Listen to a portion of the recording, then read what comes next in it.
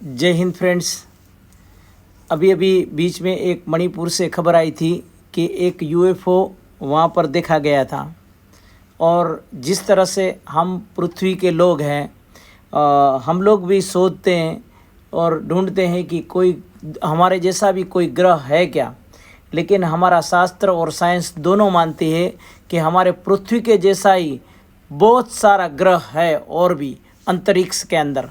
तो जिस तरह से हम भी कुछ खोज करते हैं, उसी तरह से वो लोग भी कुछ हमारे लिए कुछ खोज करते हो।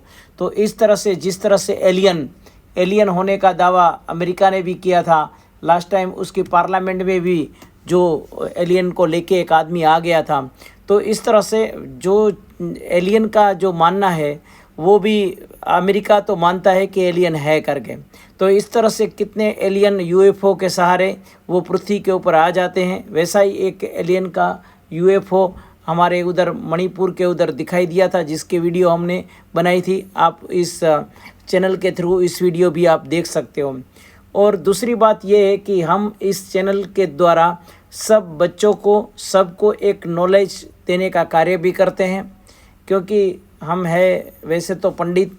और दूसरी बात यह है कि हम शिक्षक न बने तो कुछ नहीं, लेकिन यहाँ से बैठ के भी अगर हम आपको कुछ हमारे पास जो ज्ञान है थोड़ा सा छोटा सा, उसमें से अगर आपके साथ कुछ शेयर किया जाए, तो ये एक सोच के हमने ये चैनल का निर्माण किया है और हम यहाँ से हमारा कुछ आपको दे सकें, तो इसके लिए हमने ये कोशिश की है।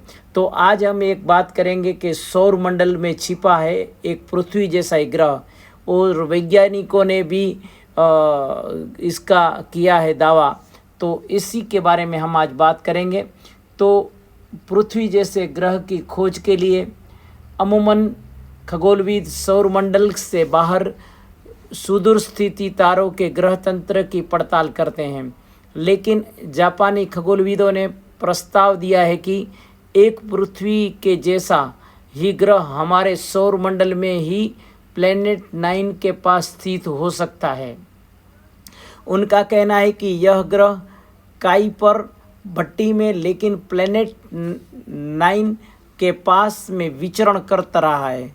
जापानी शोधकर्ताओं ने इस बात की दलील दी कि वे किस तरह से संकेत है जो इस धारणा को बदल देते हैं कि काइपर पट्टी में ग्रह जरूर होना चाहिए।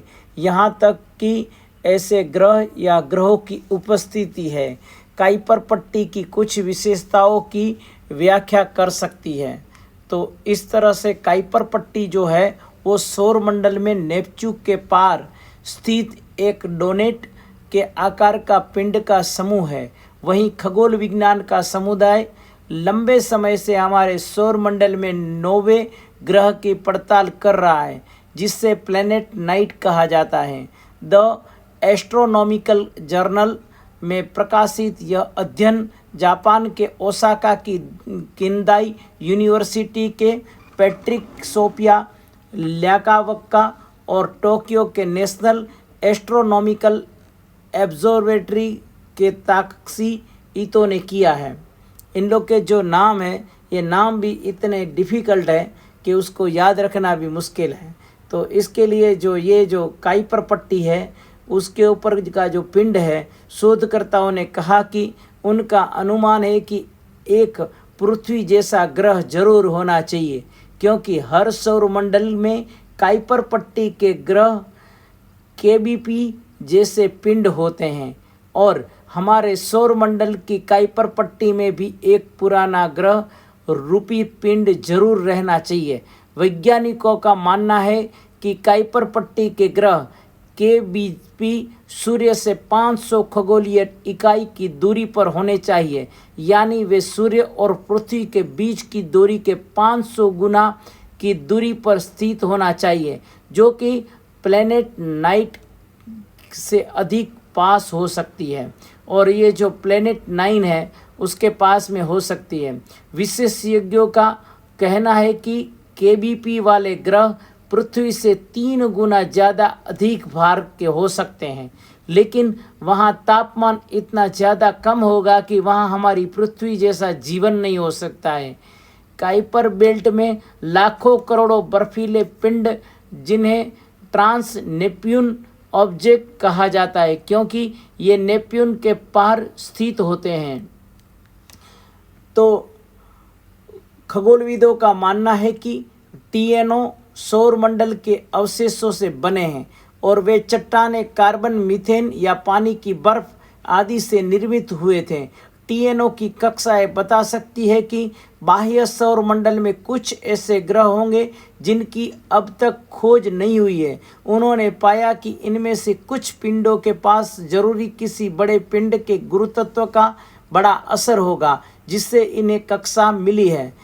काइपर पट्टी की खास बात यह है कि यहाँ काफ़ी संख्या में ऐसे पिंड हैं जो सूर्य का चक्कर लगाने से समय बहुत ज़्यादा झुके हुए रहते हैं। कंप्यूटर सिमुलेशन बताते हैं कि केबीपी इस प्रभाव के लिए जिम्मेदार हो सकते हैं। शोधकर्ताओं का कहना है कि सुदूर पृथ्वी की तरह झुके हुए ग्रह की कक्षा काइपर पट्टी की 3 विशेषताओं की व्याख्या हो सकती है। और नेप्ट्यून के पार बहुत सारे पिंडों में एक भारी पिंड के गुरुत्व का असर दिखता है। यहाँ बहुत से पिंड ऐसे हैं जो कि बहुत अधिक झुके हुए हैं और ऐसे चरम पिंड भी जिनकी बहुत ही अजीब लेकिन खास तरह की कक्षा है। इन 3 प्रमाणिक संकेतों के बावजूद शोधकर्ताओं का कहना है कि वे अभी ग्रह की उपस्थिति का केवल पूर्वानुमान लगा सकते हैं, उसकी पुष्टि नहीं कर सकते हैं, क्योंकि इस पर और शोध करना जरूरी है। वहीं शोधकर्ताओं ने यह भी कहा है कि उनके अनुमान वाला ग्रह पहले से चर्चित प्लैनेट 9 से अलग है, जो कि पृथ्वी से बहुत ही ज़्यादा भारी है और उसकी कक्षा और ज़्यादा दूर मानी जाती है। इसकी उपस्थिति के संकेत वैज्ञानिकों को 2014 से मिले थे, जब उन्होंने टीएओ में कई पिंडों की कक्षा में विकृति देखी थी, लेकिन अभी तक इस ग्रह की पुष्टि नहीं की जा सकी है और ना ही इसके ना होने की पुष्टि भी की जा सकती है। तो इस तरह से मैंने आपको बताई ये बात कि किस तरह से एक और ग्रह भी हो सकता है, वहाँ पर जीवन है या नहीं है, वहाँ पर ऑक्सीजन है या नहीं है, वहाँ पे पानी है या नहीं है। ये सब अभी एक खोज का विषय है जो सौरमंडल में छिपा हुआ है। पृथ्वी जैसा ऐसा ग्रह, उसकी हमने बात की।